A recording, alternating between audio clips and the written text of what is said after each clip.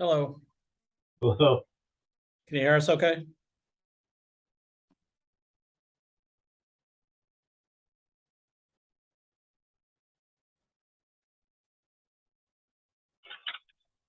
be funny to have a background of somebody else sitting next to you. You know, than just have a virtual background. My company just moved to Teams and they have like their backgrounds.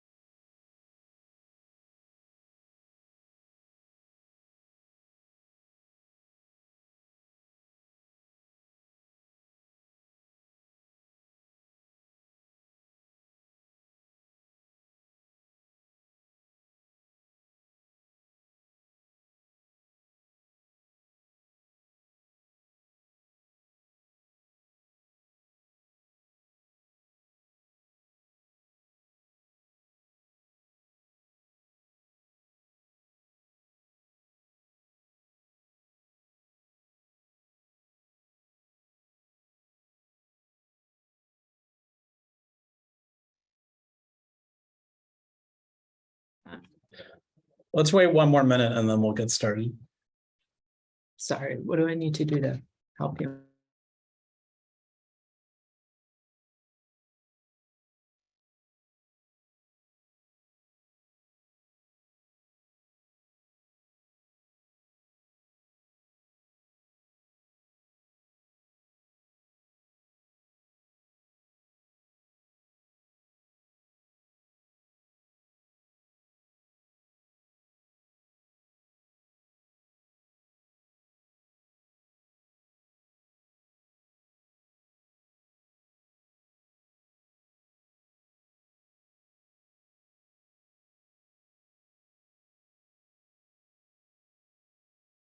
Hi, Caesar's on.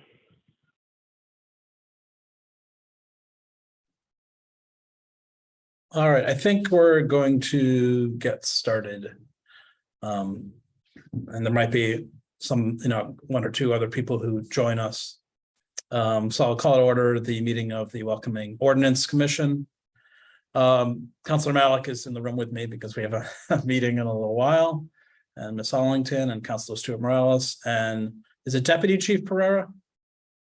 Okay. And then it looks like we maybe have one member of the public. And tonight we'll have public participation and then we'll discuss the newest draft. And then I don't have any minutes ready, unfortunately. So basically we'll be discussing the draft will be our main agenda item.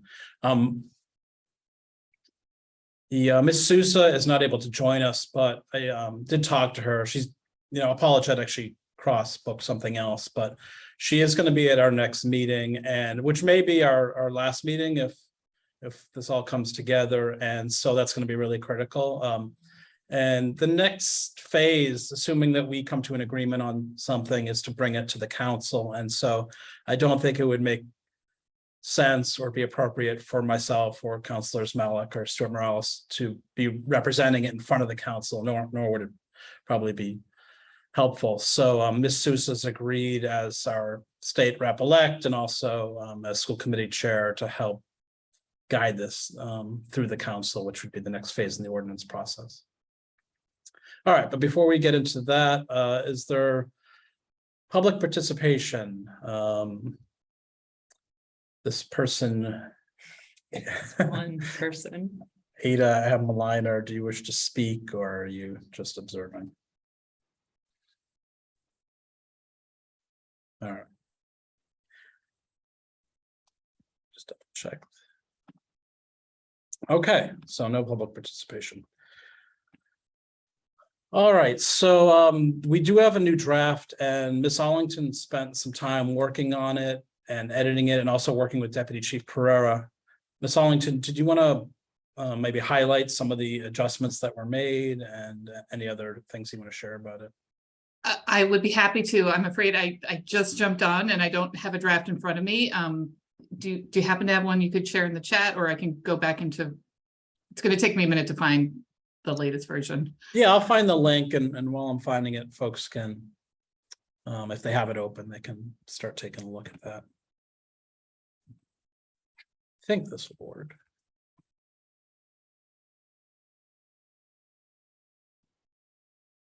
And just for the record, I'm just pasting in a link to the draft, which is in the background material as well. So does it make sense to just go through the safe community section? I mean, some of the work was cleaning up, using consistent words to refer to people, and the Framingham Police Department. And I also, in section C, it looks like I included the name of the Supreme Judicial Court decision, Lund v. Commonwealth, which held that people could not be arrested based solely on a detainer, a federal detainer, if they would otherwise be eligible to be released from state custody. Let me just see. So the D, that provision was something that went back to, regarding the driver's license, that was something that went back to the Framingham PD for more discussion. And this is the first time seeing it, but I'm not sure if Deputy Chief Pereira feels like he needs to clarify anything that was finalized in that provision. It was sort of about officers' discretion during a traffic stop or during a stop of a car as to whether or not they can wait to have somebody show up to take the car instead of having it towed away. Yeah, of course. I think I just made a couple little tweaks on here. Some discussions I think Counselor Steiner and I had with the chief, and subsequently with myself and the command staff. We spoke about deleting this section, and I think I was able to tweak it just a little bit so that it was both acceptable to us and hopefully acceptable to to this committee as well. What I did was I made it somewhat more consistent with, or I did make it consistent with our policies and the way we conduct business in terms of officers having discretion with regards to either making an arrest or issuing a summons. So I would say that this is consistent with how we would treat any individual, and I think that's what this is about, treating immigrants or anyone the same. Okay, and then in section F, I just added the name of the federal law and the Massachusetts general law regarding U-Visa certifications. And the U-Visa is a visa that's available to undocumented immigrants who are victims of certain crimes and who cooperate or are helpful with law enforcement, including the police or the district attorney's office. And so as part of that cooperation, they need to get law enforcement to actually certify that they've been helpful. And so that's just referencing the federal law and the Massachusetts law. And then I'm just trying to, the other section was section J, regarding what's sort of informally known as deputizing local law enforcement to act as if they are federal ICE enforcement. And these are agreements that the federal government enters into with state law enforcement under section 1357G. And previously there was such an arrangement with the Framingham Police, a contract many years ago. And so this, which caused a lot of distrust in the community. And so this J provision is sort of addressing that and saying that in the future, that sort of agreement would not be entered into by the Framingham Police Department. Yeah, so I think those were the biggest things that I addressed in my edits. That's great. Thank you. Yeah, I mean, when I looked it over, I thought I mean, you made a lot of good edits that clarified language. And then the edits that you and Deputy Chief Pereira made, I thought clarified without weakening. And so I appreciate the extra effort to do that. I have a question, or if you, Please. oh, Ms. Ellington, thank you. I think it reads consistently now, right? Which it didn't, because it was a lot of things pieced together. So I appreciate that.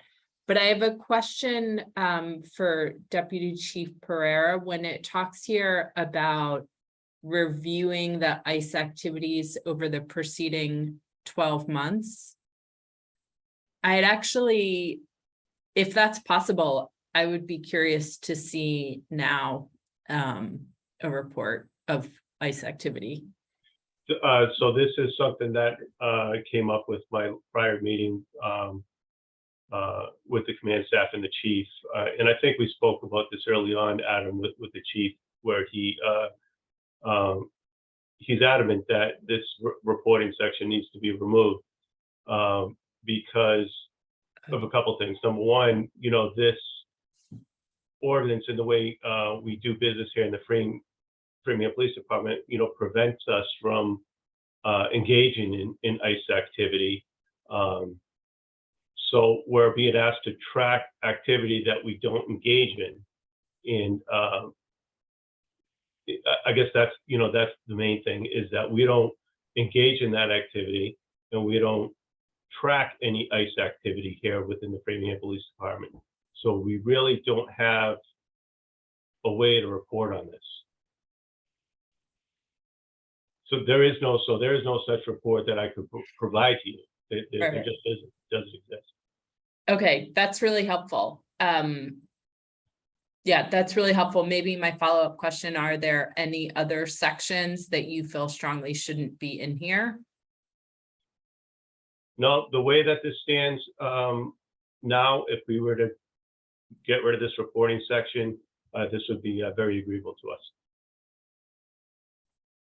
Thank you. Just on that reporting section, you know, it did get reduced down, but ICE is not required to let the FPD know if they're doing things in Framingham. No. Okay.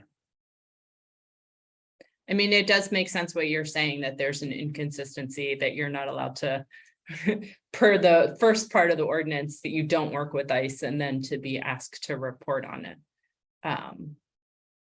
And I believe Chief Baker was able to provide you, Adam, with some contact information from ICE that they would be able to give you some sort of report on ICE activity within the city, but we wouldn't have that. Right. So, I mean, so it really wouldn't fit in the ordinance, you know, like we could make that request and they might provide information or they might not, but. Right, but it's not a request from FPD. Correct. Yes. Can I just ask Deputy Chief Pereira, so, does Framingham PD track how many times ICE responds to detainers for people in FPD custody? We do not track detainers, no. I mean, I guess when ICE actually shows up to take somebody, no? No. Okay, and we wouldn't release anyone to ICE from the Framingham Police Department. Okay, just because they wouldn't be held long enough? They wouldn't be held. They would be held here on a Massachusetts criminal statute, and they would be either released to court or released to themselves on bail, but they Right. wouldn't be released to ICE. Okay, and then if there's a request for Framingham PD to help with, like, to be present, I guess, like a large enforcement, if that was to happen, is that something you guys would track? It isn't, and based on this ordinance, we would engage in that activity only as a support role, Mhm. or if there was an emergency type situation, not as a primary enforcement. Right. Okay, thanks. Thank you. So should we take out section K? I mean, it feels like. I mean, if it can't stand, like, there's no point in it being there, right? Right, yeah. That'd be I my mean, I would love to recommendation. have that information, but if we can't ask, if FPD doesn't have it, we can't ask them to provide it, and so. You know, there could be a whole separate thing, if this was an issue that we wanted to pursue, the council could. You know, could request that information directly from ICE and see what we get back, or ask the mayor to do that.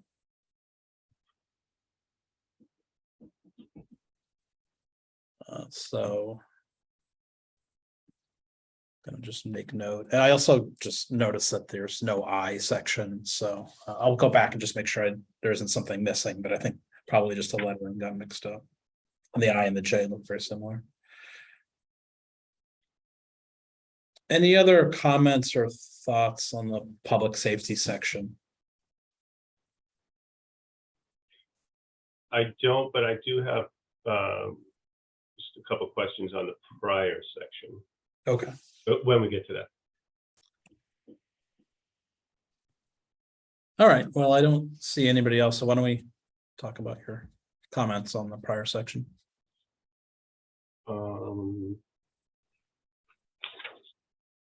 This is the civic engagement and equitable access section.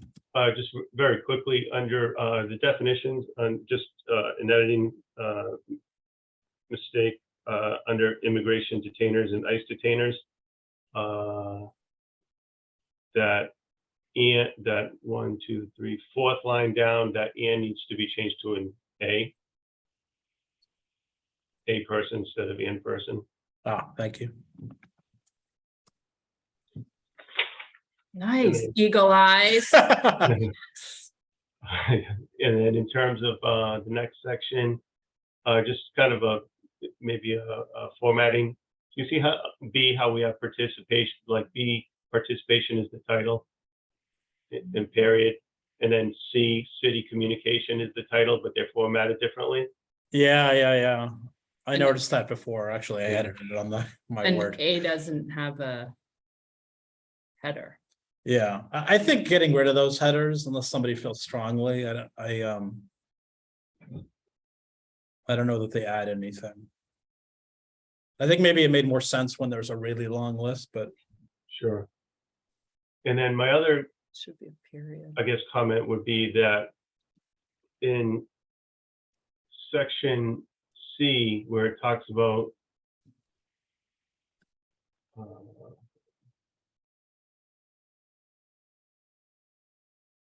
section C, where it says all city departments shall provide translated materials and communication when requested, and all written communication shall be posted on the city website in an electronic format that can be translated into the reader's preferred language. So I guess my question is, who's doing the translating? And in D as well, where it says in the bottom where it says in digital format that can be translated into the reader's preferred language on demand. So, I mean, is this saying that the city needs to translate any documents on demand? Is that what that's saying? no. And I should say that Ms. Malik has had a conversation with Mr. Sarkeesian to get his input on this section. He's been dealing with a family issue, so we're going to follow up with him to get some more input. But that means that whenever they can, which should be most of the time, to publish things on the website in digital text, not like a PDF or an image of text. Because on our website now, and I assume with the new version of the website, you can actually, if it's in the website itself, you can just select a different language and it will use automatic translation to translate it. What we want to avoid doing is attaching PDFs, Okay, which can't be translated unless you like get the text out, you have to go to extra measures to translate PDFs. And so it came up recently with like the CPA applications, that they were just these PDF documents, and it made more work for the city because then they had to go and translate that and produce a new PDF in each language. And there are some circumstances where something has to be a PDF, but I think most of the time and it's also with screen readers too. If somebody is blind and or for whatever reason is using a screen reader where it's sort of reading what's on the web page to them, if the text is not in digital format, that it doesn't, or if it's an image of text, the screen reader doesn't know what to do with that. So we want to avoid that whenever possible. all right. That explains it. But I think we can, I think that section, I did get some more feedback, and I think we're good for the most part with the education section. But I think that section, we need to get Mr. Sarkeesian's input, and then maybe also Ryan Egan, who is, I think, managing the website process, to get his thoughts and just make sure that sounds okay to them. While we're on the topic of education, so I did send material to Dr. Tremblay, and he wrote back to me a couple times. He got input from his leadership team, and there's a couple minor adjustments in there. One of them is, and I'm just going to find the spot.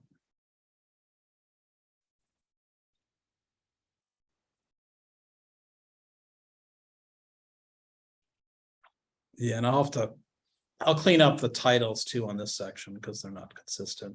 But in letter A, he just wanted to make it perfectly clear that any information in that last sentence of section A in Framingham Public Schools, that if they have place of birth information that would only be used by Framingham Public Schools employees.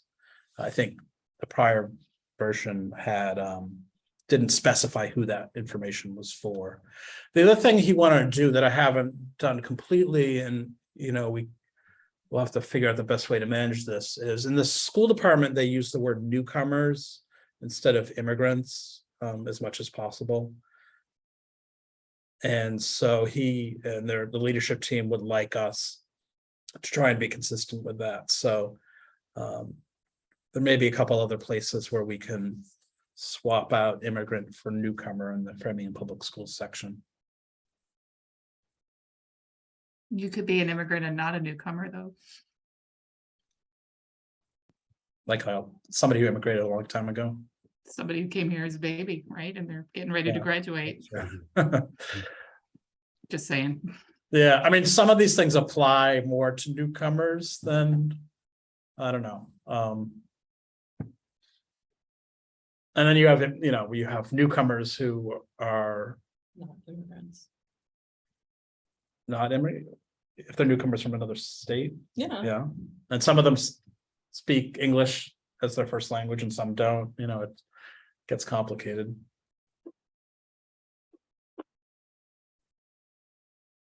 So maybe that we just have to look at the language and if it's talking about people new students who've come into this country recently, that's where we use newcomers.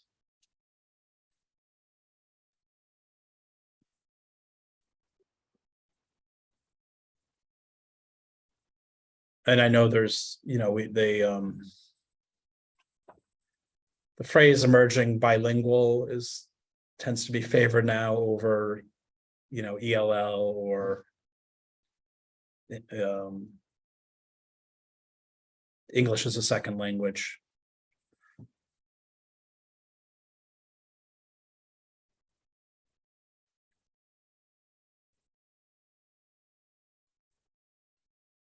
So I can wordsmith that, and I'll ask Ms. Sousa to also look through that. Since most of the language, she had developed or taken from school committee work, so.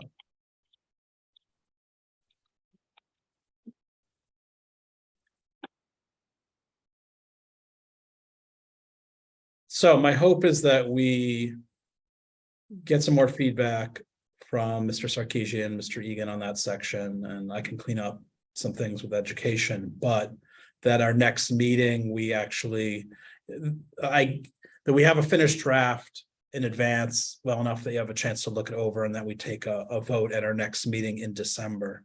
And that meeting would be December 13th. Let me put up the calendar here.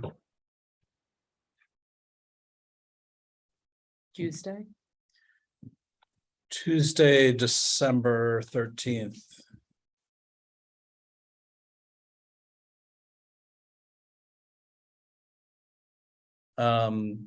Same time, same place. And then if we agree on something that we vote then, and then it would be request to be given to the city council chair to put it on the council agenda, and Ms. Sousa would help to shepherd it through that process. And our work as a committee would be done if we can vote on something at the December meeting. So I will. That sounds good to me in terms of timeline. I feel like when we talked at the beginning of establishing this, it was a shorter term. So that, yeah. Yeah. I mean, I think we've come a long way in the space of these months. And so if we can arrive at a consensus on something and what I see, I think it's really a powerful document. I think that's excellent. So I can aim to have a draft that I'll post the agenda further in advance and have Ms. Kelly send out a draft, say by December 1st. That gives me a whole month, and and other folks to help work on that, and that way you have plenty of time to look it over. And we'll also have minutes to approve at that December meeting. Yes. I'm committing to that. Yes, we're going to want to try and vote on all the minutes up till that meeting, so that because then our work will be done, and so that'll be our opportunity to do that. So thank you for offering to help with that. Committing. We will have minutes at that meeting. Yeah.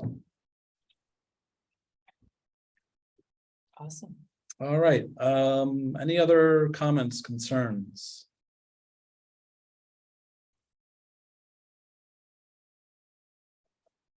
All right. Well, thank you all very much. And yeah, we'll talk to you soon. Thank you. Good night. Bye-bye. Good night. Thank you.